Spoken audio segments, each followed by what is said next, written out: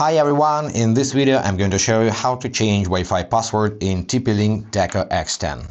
There is only one way to change password in this device, and this is TP-Link Deco application interface. So you need to open your Deco app in your smartphone, then find Wi-Fi settings, and here it is. Just tap on password, tap on this I, delete an old password, enter a new one, and hit save to save your changes.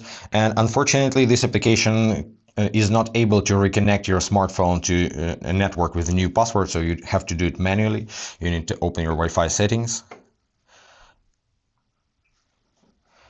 then tap on I icon next to your network name, forget this network, then wait until it shows up over here.